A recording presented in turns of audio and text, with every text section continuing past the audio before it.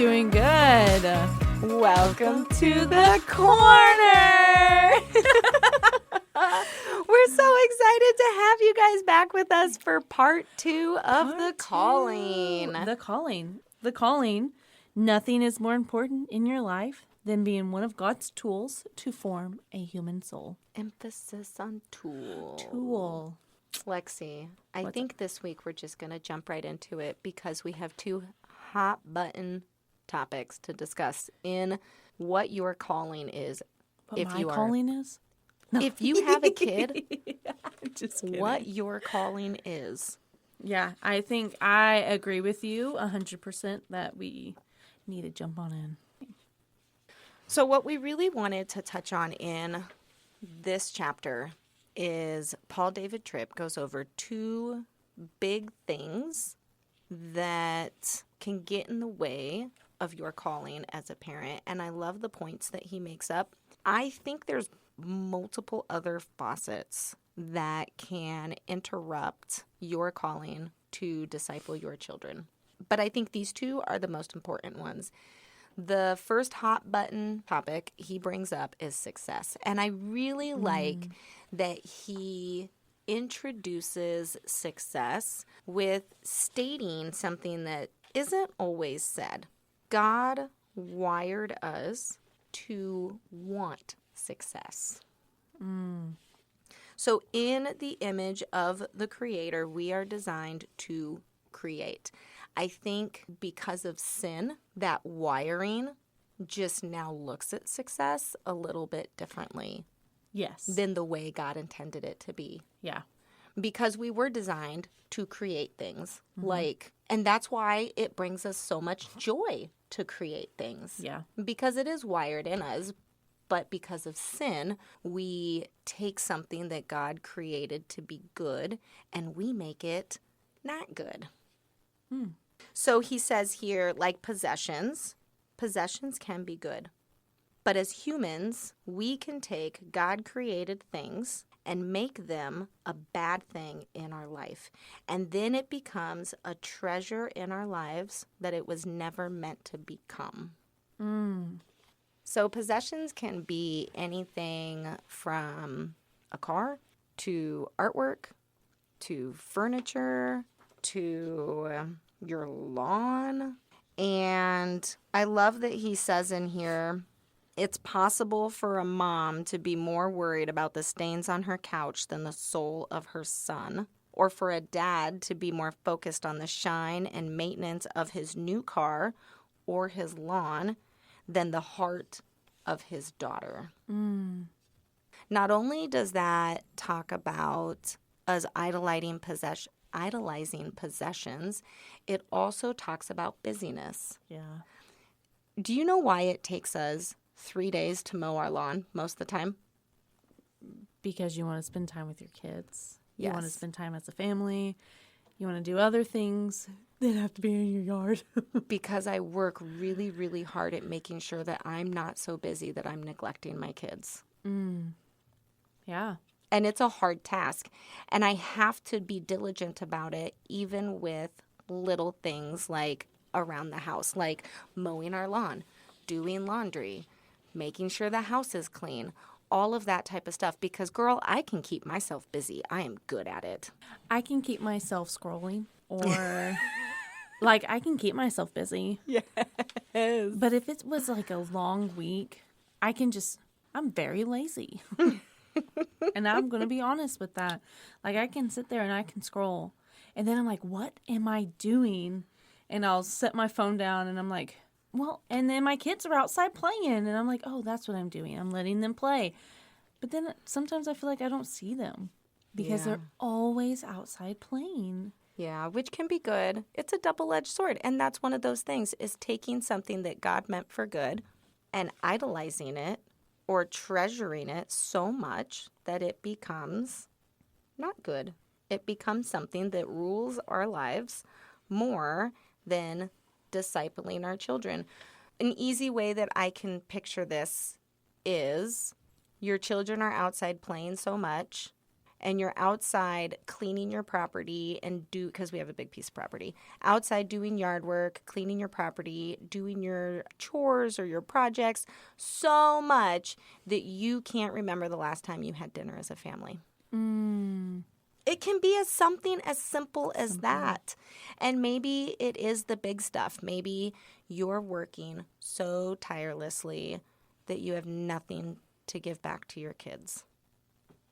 Maybe you're looking to get something out of work that you were never supposed to get. Ooh, that's like a stab. I know. It is. It's so hard because we are called to work, and we're called to work well at what we do. Oh, what Bible verse is that? Give me a hot minute here. I'm going to look that address up. Okay. It is Colossians 3:23. Whatever you do, work heartily as for the Lord and not for men. Oh. So you're supposed to be a hard worker, and God put it in us to be hard workers. But we've changed it. So Or sin has changed it. I think it's a mixture of both.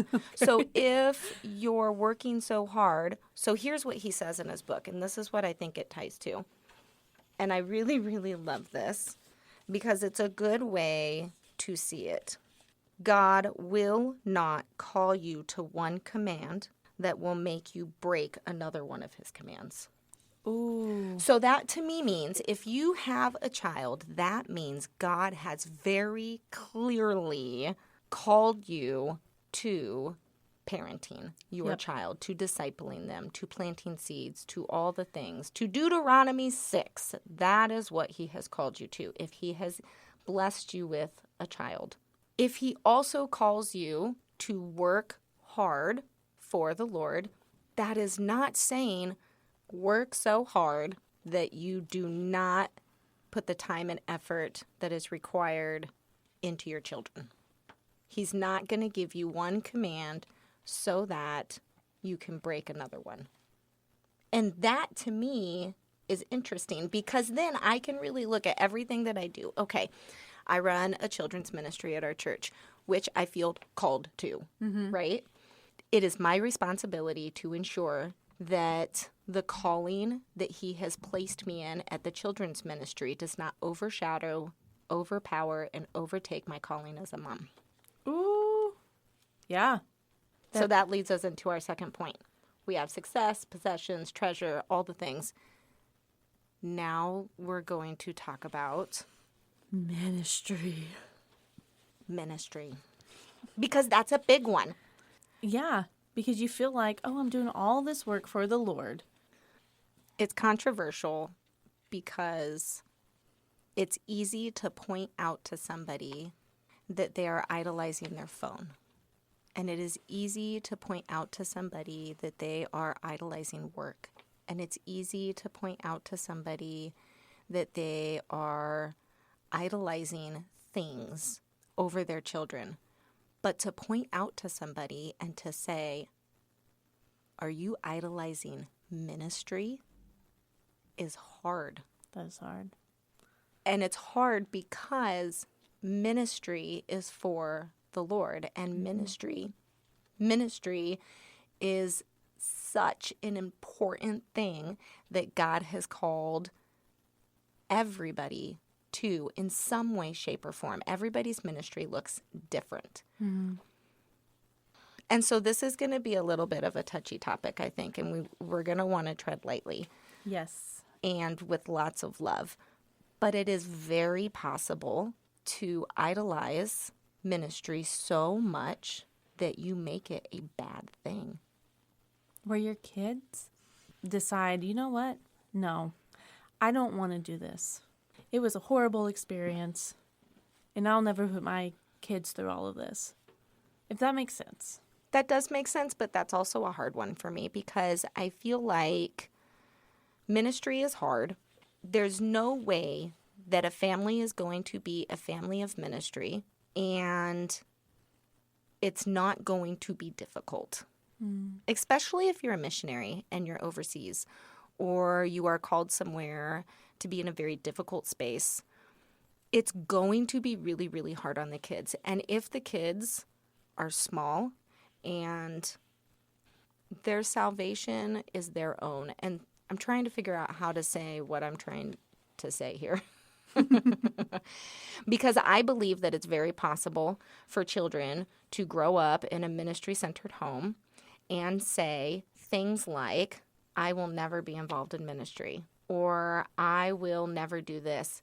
But I also believe that they say it because their hearts are sinful, not because their parents idolized it. Ooh, I see. I see. Yeah. Yeah. So it's a hard line to toe. Mm-hmm. Because the reality is you're just going to run through a lot of really difficult situations in ministry that are going to be painful as a child growing up because you are called to do really hard work as a missionary. And so protecting that in your children in ways of, I know this is hard and I know that this sucks, and learning how to teach your children to give that to God at a young age. And I don't know the right answer and how to do that because I am not a missionary and I don't have that life. That is not the life that I was called to. But I think grace has to be so important, which is our next chapter, because grace is where you sin and you have that hard heart, but you still feel loved. You have your consequences, but you feel loved in the consequences. And that's going to be really important. Your calling, if he has given you a child, is your child. The child has to come first. And I'm not saying don't do ministry. So one rule that I made last year when I picked up the children's ministry director was I said, okay, I know ministry can be all hours of the day, all days of the week, and minus really important things and minus really big emergencies, the time that I will devote to ministry is while my children are in school, because both my kids were attending school full-time, like a brick and mortar school. And so I said at 3 o'clock, when my kids get out of school, I'm not answering my phone.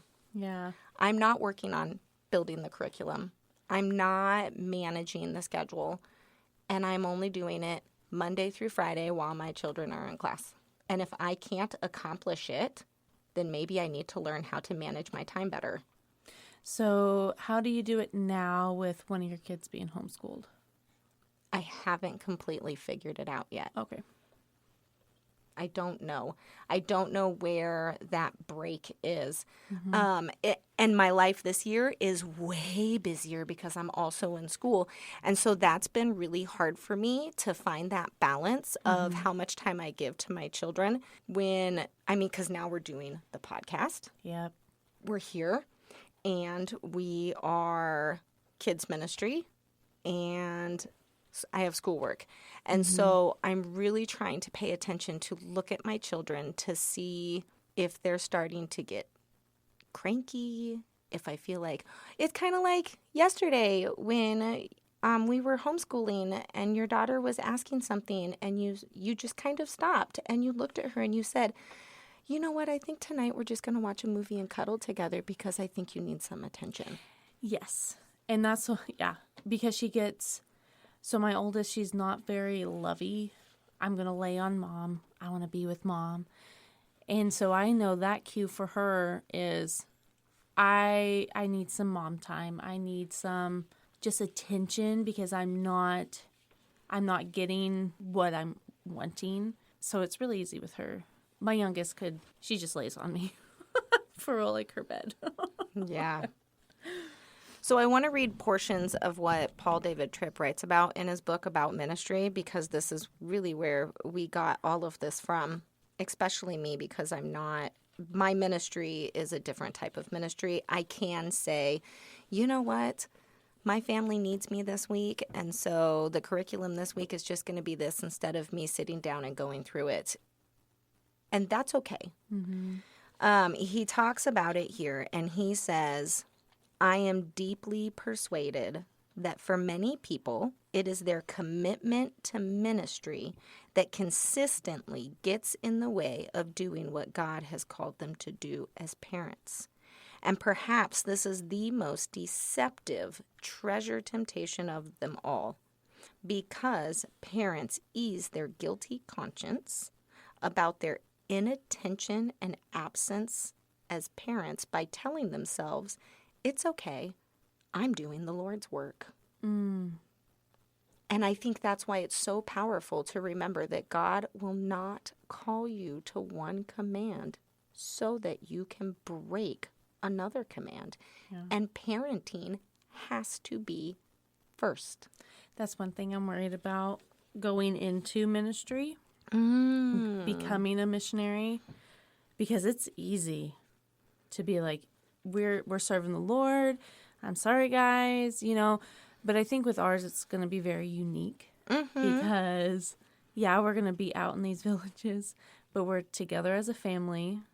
We're going to still be doing family things like eating together because that's something all these families do, and stuff like that. I think the hardest part is just being able to give my kids that attention that they want and be able to pour into them and not just be like, we're doing what the Lord has called. Actually show them and teach them and guide them through it and not just say the things. So instead of having the mindset of, this is what God has called us to do, you can just suck it up, actually looking at it and going, okay, this is what God has called us to, but am I taking away from them? Because he even says in here, the point that you brought up, sadly, their children grow up thinking of Jesus as the one who over and over again took their mom and dad from them. Yeah. So maybe that's something that parents need to go into thinking when they're in ministry is, okay, how do I ensure that my children do not think God is calling me away from them and blame Jesus for things? How can I effectively do both? He brought up this really good point that I absolutely loved.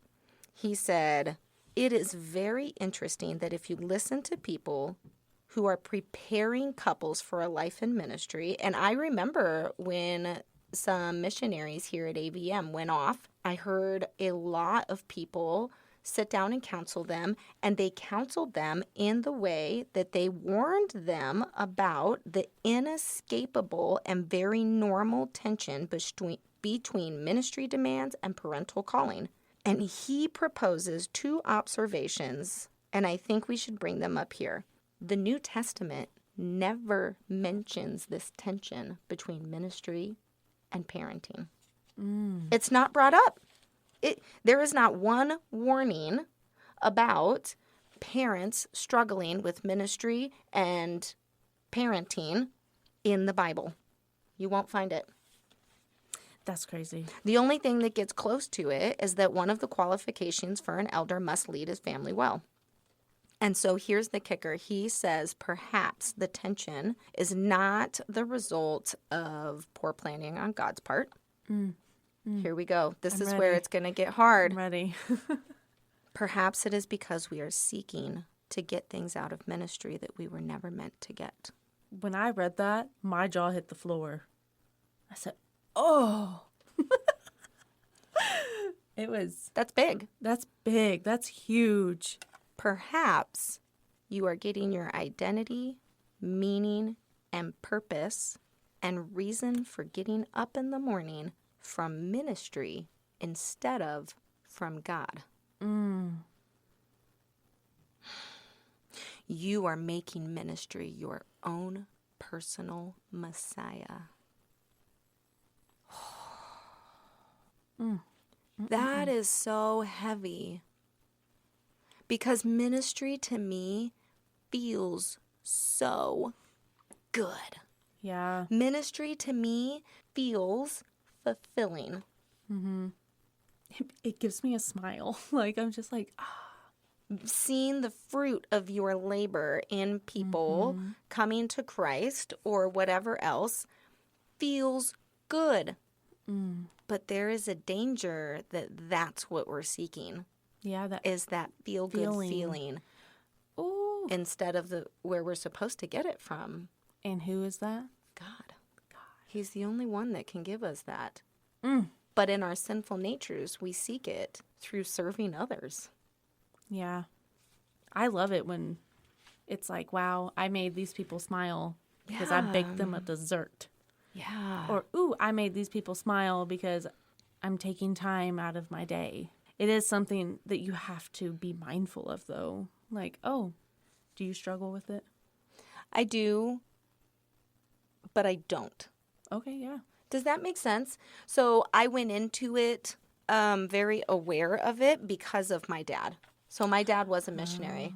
And my dad, so when I was a teenager, my father taught me how to write checks and pay bills and all the things. And then my father left for 2 months at a time. And so my dad, from the time I was 17 until he passed a few years ago, did missionary work. He smuggled Bibles over into Israel at least twice a year, and he would stay over there for months in advance. So he would go overseas and do ministry work and leave me at home to pay the bills because I was old enough. And that's honestly how I got into drugs. I was home alone. You were home I could do alone. whatever I wanted. He had church people coming and checking on me, but I threw parties. I mean, You have freedom. I had freedom. And ministry over parenting. Yes. And so that's a really good example of, and obviously most people are not going to be that extreme nowadays because that was back in the 90s. And I think people have learned throughout the years that you have to prioritize family more. My dad was also a workaholic. And so everything my father did was very time intensive. And he was gone when I got up in the morning. And then I made myself dinner and he came home right as I was going to bed. And half of that was ministry. Something cool about my mom, being a single mom of 2 daughters, she made sure her work, she was there at 7, home by 4, That's amazing for a single mom. off on weekends. Get it. She prioritized that. And that's one thing, it's like, wow.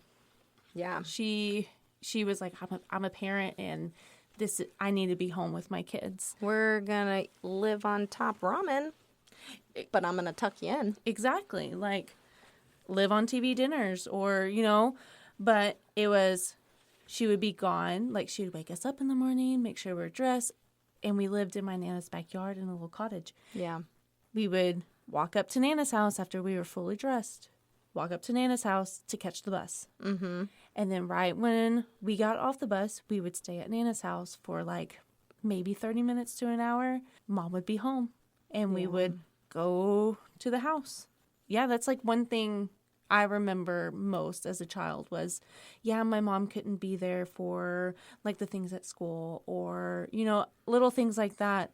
But my mom was home every night, or she was always at a softball game or, anything after school, softball games, band, anything. And I think in those circumstances where you have single parents or you do have parents that need to devote a lot of hours to ministry, if the mindset is there that the parenting needs to take more importance than the ministry, God's going to meet you where you're at. Yes, he will. Because it's not about the amount of time.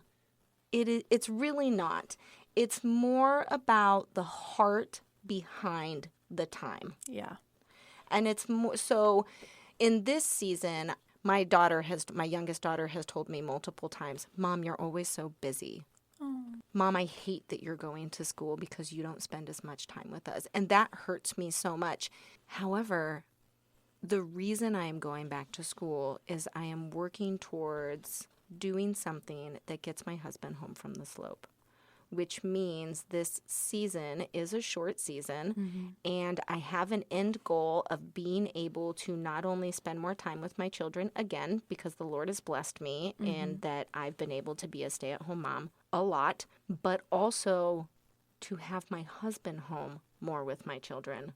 And that, to me, is very important. And so I just keep praying, God, will you meet me where I'm at in this busy season and give me the energy and the love so that I am not short with my kids so that I am present for dinners, so that I am still tucking them in. I'm not choosing to sit and do homework instead of go down and kiss my kids goodnight, because I'm tempted. Yeah. Especially when my husband's home and he's so good at doing all of that stuff. And I'm going to go sit on my laptop and bust out a week's worth of work, right? Yeah. No, I still need to be participating. And so that's hard. And so that's when I just have to really get on my knees and say, Father, I need you to help me through this, because I don't have enough time in my day to do everything that I need to do. Yeah. Show me what's the most important thing. And lately, he's been showing me that the most important thing is my time with him. Yes. Yeah, I can't neglect that. So if I have a paper due and I haven't had my time with him, I have started to make the choice to neglect my paper and spend my time with him. And so far, since I've done that, every single time, I have the energy to stay up an hour later because I've done my time with him first. And the next day, I'm fine. Where beforehand, I wouldn't have been. Because I need my sleep. I'm old, y'all. Don't even. I am old enough that I need a solid 7 to 8 hours, or this lady ain't functioning. Mine's 8 to 9. I cannot. No, like today I had to work. Yeah. And it's been a minute since I've had to wake up super early, and I've been making sure this whole week that I've been just on with the Lord, like Yeah. often.